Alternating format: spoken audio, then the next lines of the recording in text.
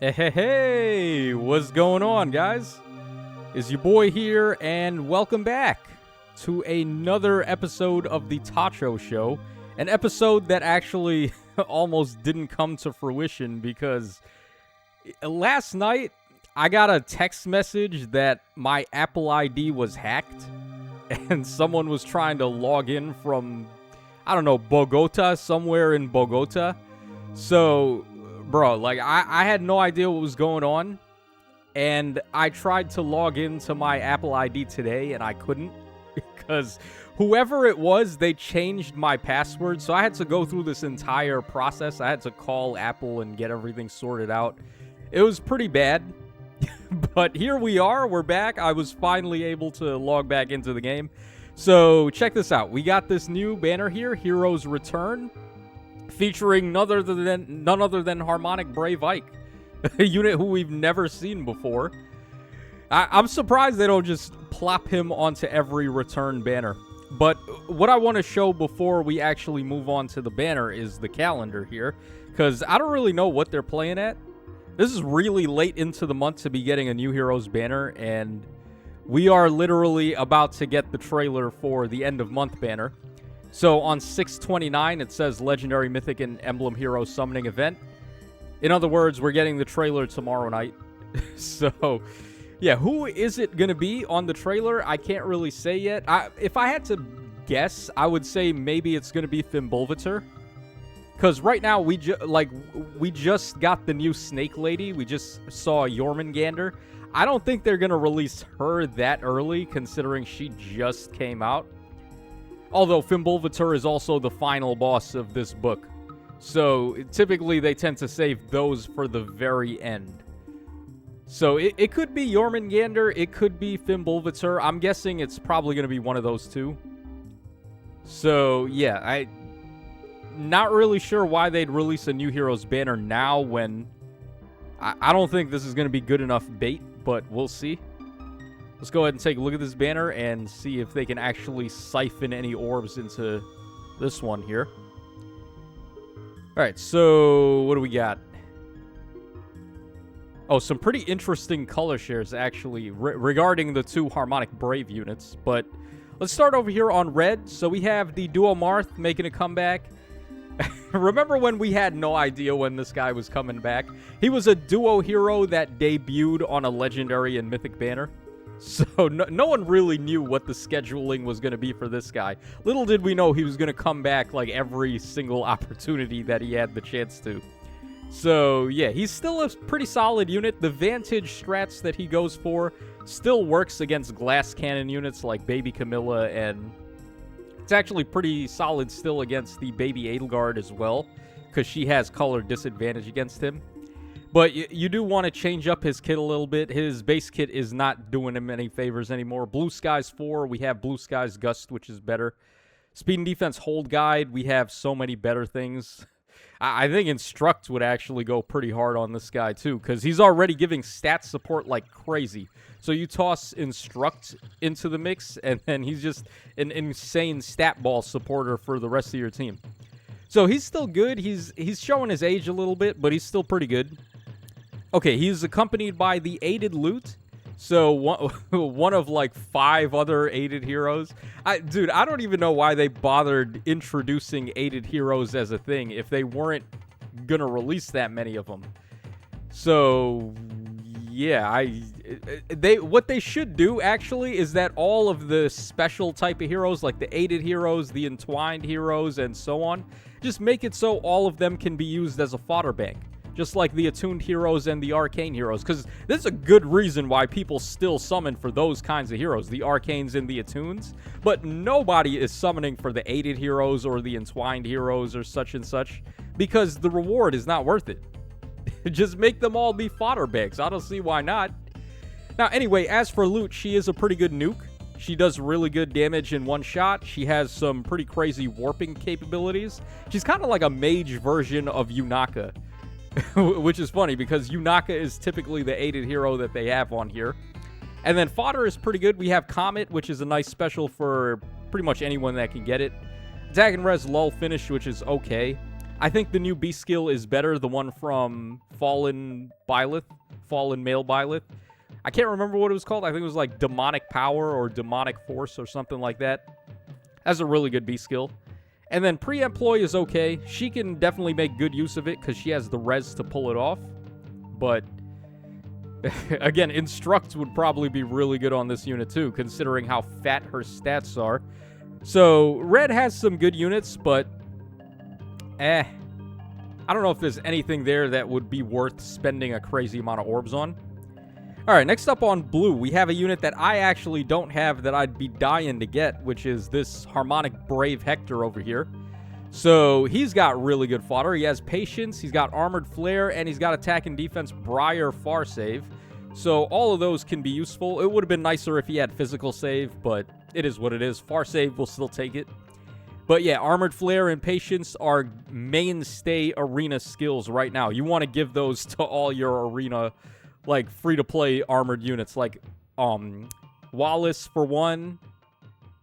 What's his name again? Sylvain's big brother, Michelin, and then also, of course, Raphael. Like all of those units are going to be wanting this. Even Marnie, if you still use Marnie for arena, she would love to get these passives too.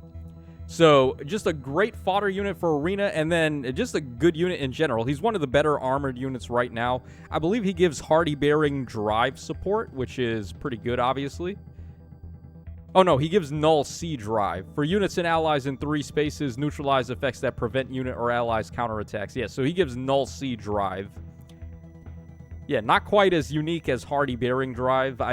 There's a few units that give that. One of them is Winter Alfred, and then I believe also there was a Thor who did it too, a recent release Thor, but I can't remember what her theme was, what her seasonal theme was. So yeah, I mean, Hardy Bearing, great support, but this guy doesn't have it. Either way, doesn't matter. He's still one of the better armored units for sure. Okay, and then he is color sharing with the Arcane Sorin. Very interesting because they're giving us a fodder bank and they're giving us a fodder unit there, or a unit to merge up, because Hector would be able to score high enough for arena if you wanted to. Now, Sorin, he's got Ice Wall, which is nice fodder. Attack and Res Havoc, which is a little dated. Pre-Employ, which is also a little bit dated. I mean, it's okay on units that have good res. Like, Sorin would be able to pull it off, but not every unit is going to have the res to pull it off.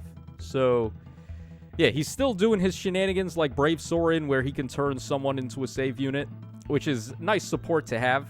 Still very unique support. But Sorin himself, I don't really feel like he's doing much else outside of that to warrant bringing him on the team. Let's see here. Yeah, he gives Fringe bonus and Assign Decoy. You might as well just run Brave Vector Deer, who also gives Fringe bonus, and then he gives, not Assign Decoy, but he gives Magic Far Save.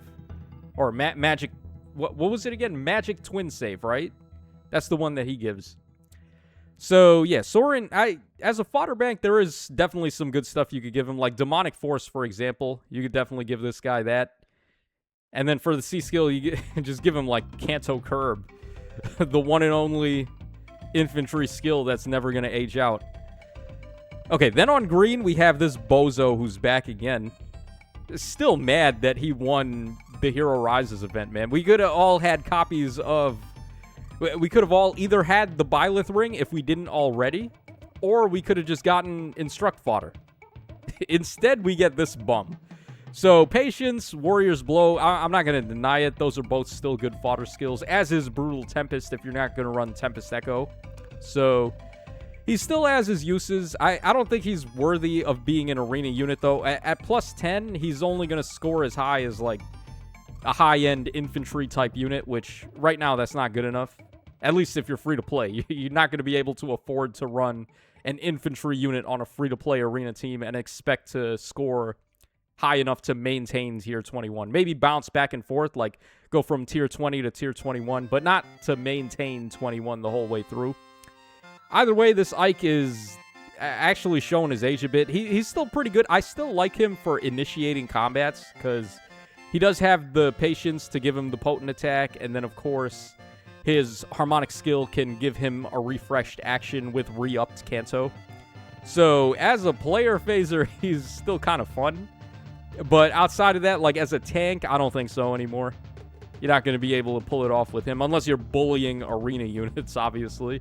But in, like, actual competitive modes where people are using, like, top-of-the-line units, it's not going to happen. All right, he is color sharing with the same unit he color shared on his debut. We have Vanitas back. They are really trying to get people to merge Ike, aren't they? Because if you didn't plus 10 Ike and Vanitas on their debut, here's a second chance to do it. I don't know if I would recommend it for Ike. Vanitas, obviously, being an armored fodder bank as an arcane hero. Her arcane weapon is still probably the best arcane dragon weapon you can go for. Dragon Ice is not bad. I mean, both of them are pretty good. Dragon Ice and Dragon Flame, either or. Doesn't really make much of a difference. Just depends on which stat you have more of, either if it's defense or res. And then, I've already given my Vanitas some crazy stuff. I've given her Patience. I've given her Strat Flame. Not Strat Flame, Strat Assault. So, she's just ready to build up any arena unit with any additional copy that I get of her. So, yeah, premium level fodder bank, premium unit to get merges on. Not necessarily to merge her up herself, but just to reload your fodder bank and just give some better skills to other characters. And then finally, on Colorless, we have here Ash, Entwined Ash, another one of these throwaway special type heroes. Entwines and Aidids, I don't really think they were it, but that's just me. So, she's got Flame Wall, which is okay fodder. Distant Attack and Defense Form, which kind of pointless now. Lagu's Friend, which even when this Ash came out was kind of on its way out the door. Obviously, what you'd want to give her now is Rise Above and Patience. This Ash, low-key, like, always wanted to be able to have Patience, but she just never could pull off the speed to do it. Now you just give her Rise Above, and there you go. It's like, Rise Above just is so broken, man. It's on the same level as Instruct. It's just way overpowered for an A-slot passive or a C-slot passive. So, yeah, not much else to say about Ash. She's also just like a bootleg Burger King, where she gives bootleg Imbue, and then she gives bootleg Reflex. Yeah, she gives 40% next attack, like, whatever, reflect damage, basically. 40% reflect damage on your first attack, and then she gives a little bit of healing somewhere. I don't know where the healing is. It might be over here. Might be over here. Yeah, I don't remember where it is. Or she just straight up gives Imbue. I can't remember. Yeah, she gives Imbue. That's what it is. So, yeah, Burger King gives Imbue, but then he gives Reflex hard. He doesn't give the 40% first attack Reflex. So, yeah, Ash is okay. And then we have the Arcane Layla, who is not okay. Yeah, this unit is not okay anymore, unfortunately. We got a couple of Arcane Daggers in the meantime since she came out, and her fodder is way aged. Lethality and Attack and Speed Finish are not going to do it anymore. Arcane Sly Knife, obviously not going to do it anymore. Lookout Force is still okay because these Kanto distance swap skills are pretty good for your dagger-type units. She inflicts undefended, and she is a dagger-type unit, so you can use her for Aether Raid's offense to deal with traps. But complete waste of time. Why not just use Baby Edelgard, who not only is your offensive unit, but she's also getting rid of traps at the same time. Just kill two birds with one stone. So, yeah, overall, it's an interesting banner because the Harmonic Brave color shares are actually pretty solid. But as far as whether or not you want to summon on this, especially when tomorrow is the trailer, I would say definitely not. So, for sure, you want to skip this. We're going to go for blue, try to get Hector.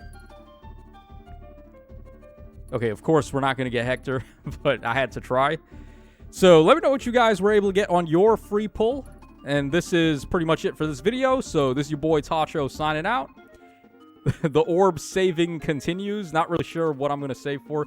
Even if tomorrow's banner is Jormungandr, I'm probably not going to summon to get her. She's going to need a really busted unique passive, considering what we saw from her in the data mines, like her base kit, her base weapon, didn't really seem strong enough or meta warping enough to warrant anyone summoning for her yet. So I'm sure she's going to have some kind of crazy unique. But until we know what that is, I'm not really trying to spend orbs on Jormungandr. So this is your boy Tacho signing out. Let me know your thoughts, and I will catch y'all again on the flip side.